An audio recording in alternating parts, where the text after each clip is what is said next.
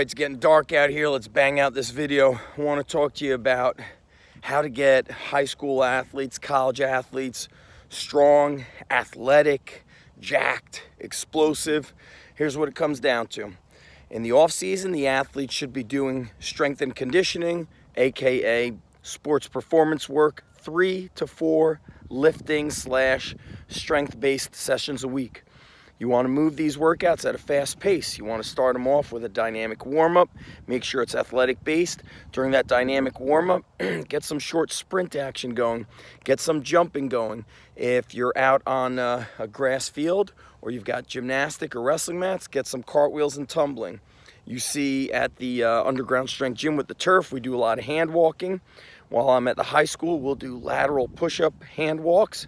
Excellent for the trunk, the core, the abs, shoulders, and arms. Get some med ball throws in there, all different directions. Overhead, rotational, squat throw, chest pass into a sprint. So make sure that the warm-up is really your athletic, explosive-based portion. Then when you get into the strength and muscle building portion, do a lot of supersets. That's where the conditioning will also come into effect. So today I had athletes benching coupled with a lat type exercise, cable row, lat pull down, pull-ups. Then they had to do pull-aparts or abs. If it's an athlete I didn't see, I'm gonna sneak in some squat jumps. If it was a lower body day, they might do a squat or deadlift coupled with jumps. And what I'm gonna experiment with, after listening to Cal Dietz on a recent podcast with my boy, Mark Smelly Bell, he does the contrast method, but he goes through the jumping portion more than one time. So let's say they hit a heavy squat for a triple or a 5. Then they're gonna do some hurdle rebound jumps, then some weighted squat jumps, let's say 3 hurdle jumps, 3 weighted squat jumps, then repeat the hurdle and weighted squat jumps. And I'm gonna test that and see what it looks like. The ultimate test is really how these athletes perform in their sport. After you do the main lift coupled with the speed lift, now you do more supersets or even circuit work of your muscle building training. That should be your accessory or supplemental work. So for example, today after they did benching, lat pull downs or pull-ups or cable rows and pull-aparts, then they went into dumbbell benching and kettlebell rowing. Did that for a couple sets. Then they did shrugs and arms for a couple sets. Soccer players also finished with hill sprints. So you're doing supersets. There's centuries, decades really of experience showing that the best athletes, they squat, they clean, they jump, they sprint, they throw, they do calisthenics. And then of course they eat great. That's what builds the muscle. Now, here's what doesn't work.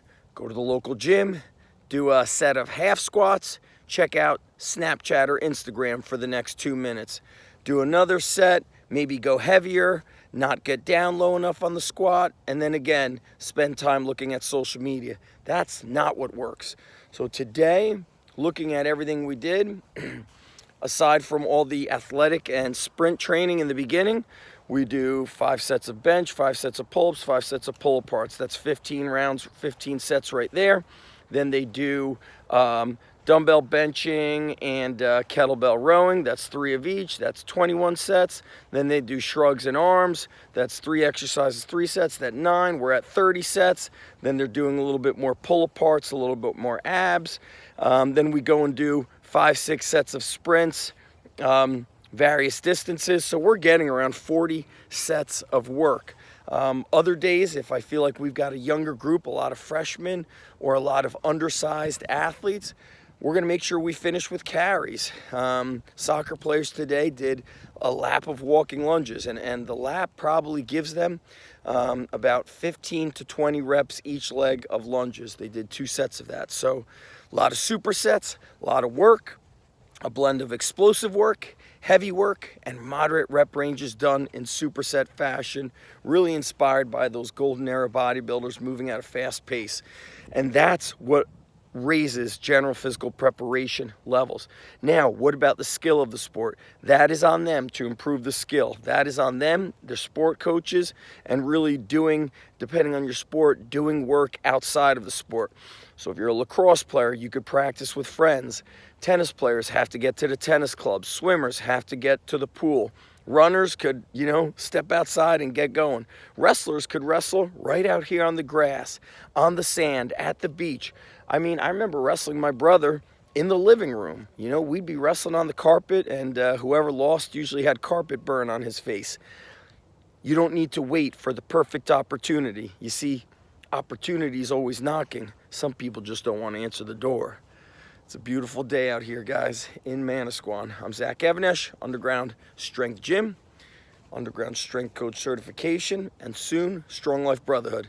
Talk to you guys soon. I'm out. Thanks for watching, and please share or tag a friend.